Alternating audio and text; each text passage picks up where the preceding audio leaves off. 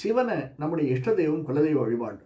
அதில் இஷ்ட தெய்வமாக நாம் சிவனை வச்சுட்டோன்னே சிவனுடைய அம்சங்களாக விளக்கக்கூடிய ருத்ரன் அல்லது இதில் சொல்லிக்கிறது மிருத்யுஞ்சய மந்திரம் ரொம்ப உயர்ந்த மந்திரங்களில் ஒன்று. அடுத்து தட்சிணாமூர்த்தி, அவரும் சிவனுடைய அம்சம்தான்.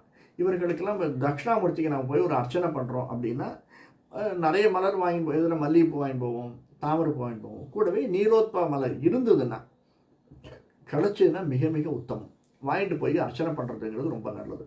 அதே மாதிரி சனீஸ்வரனுக்கு சிவனையும் பிடிக்க முடியாத ஒருத்தர் விநாயகரை நமக்கு விநாயகரை பிடிக்கும், முருகனை பிடிக்கும், அம்பாளை பிடிக்கும் அப்படின்னாலும் சனீஸ்வரன் நம்முடைய இது ஏற்றவர்.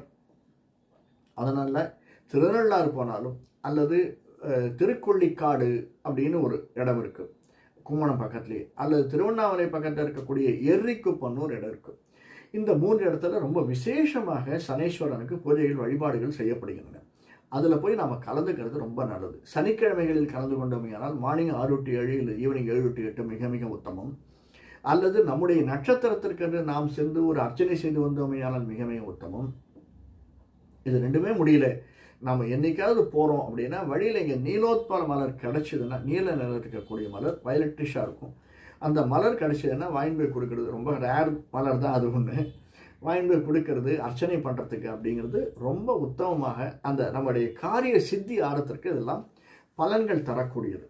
இந்த சனீஸ்வர இதுவும் ஏன்னா சனீஸ்வரனை நம்ம பிடிச்சிக்கணும். அதே சமயத்தில் நம்ம பிறந்தது ராகு தசையில் பிறந்திருக்கோம் சார். அதனால்